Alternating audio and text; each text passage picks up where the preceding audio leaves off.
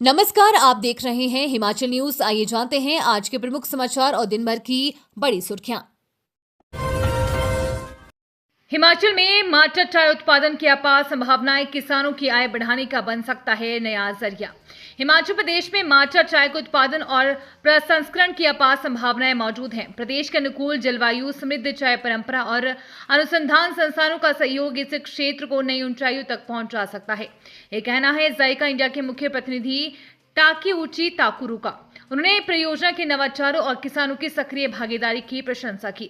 जायका India mission ने कांगड़ा और पालमपुर क्षेत्र के भ्रमण के बाद धर्मशाला स्थित होटल धुराधार हाइट्स में आयोजित समापन बैठक में हिमाचल प्रदेश फसल विविधीकरण प्रोत्साहन परियोजना फेज 2 की प्रगति और उपलब्धियों की सराहना की। मिशन ने परियोजना के तहत किसानों की आय बढ़ाने, फसल विविधीकरण, कृषि उद्यमिता और मूल्य संवर्धन के क्षेत्र में किए जा रहे कार्यों को सराहनीय बताया। नई ग्रीन औद्योगिक नीति में टैक्स में रियायत देने की तैयारी, उद्योगों को मिलेगा प्रतिस्पर्धी माहौल। हिमाचल प्रदेश सरकार नई ग्रीन औद्योगिक नीति के तहत उद्योगों को विभिन्न करों और शुल्कों में राहत देने की तैयारी कर रही है। इसका मुख्य उद्देश्य प्रदेश में स्थापित उद्योगों को प्रतिस्पर्धी माहौल उपलब्ध कराना है, जिससे कंपनियां दूसरे राज्यों के बजाय हिमाचल में ही निवेश कर सकें। उद्योग विभाग की ओर से तैयार की गई ये नीति निवेश बनाए रखने और नए निवेशकों को आकर्षित करने का प्रयास करेगी। पर्वतीय राज्य होने के कारण हिमाचल में उद्योगों को परिवहन और उत्पादन लागत अधिक वहन करनी पड़ती है। ऐसे में सरकार लागत कम करने के लिए विशेष प्रोत्साहन पैकेज तैयार कर रही है। नई नीति में कई महत्वपूर्ण कर और शुल्क रियायतें शामिल हैं। इनमें उद्योगों को राज्य वस्तु एवं सेवा कर यानी कि SGST में छूट प्रमुख है। विद्युत शुल्क में राहत और कच्चे माल पर लगने वाले प्रवेश कर में कमी का भी प्रस्ताव है। परिवहन शुल्क को कम करने जैसे प्रावधान भी शामिल किए जा सकते हैं।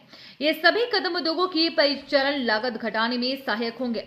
सरकार का विश्वास है कि उद्योगपतियों को रियायतों से हिमाचल निवेशकों के लिए अधिक आकर्षक गंतव्य बन सकेगा।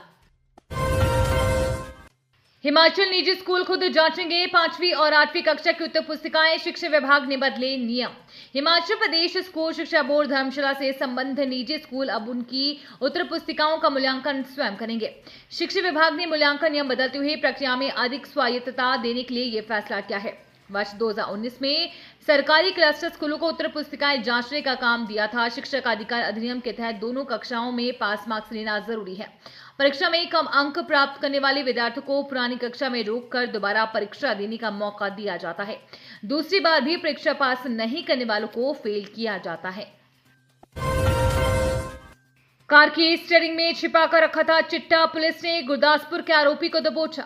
हिमाचल प्रदेश के नूरपुर जिले में पुलिस ने एक अंतर्राज्यीय ड्रग तस्करी नेटवर्क के पर्दाफाश करते हुए एक आरोपी को गिरफ्तार किया है तथा उसके पास से 264.6 ग्राम हेरोइन यानी कि चिट्टा बरामद किया है। मिलवान इलाके में एक कार के स्टीयरिंग काउल कवर के अंदर छिपाई गई 264.6 ग्राम हेरोइन जब्त की गई है। हैवानियत 2 वर्षों तक महिला सफाई कर्मियों का शारीरिक शोषण करता रहा ठेकेदार, विरोध करने पर किया दुर्व्यवहार, FIR दर्ज।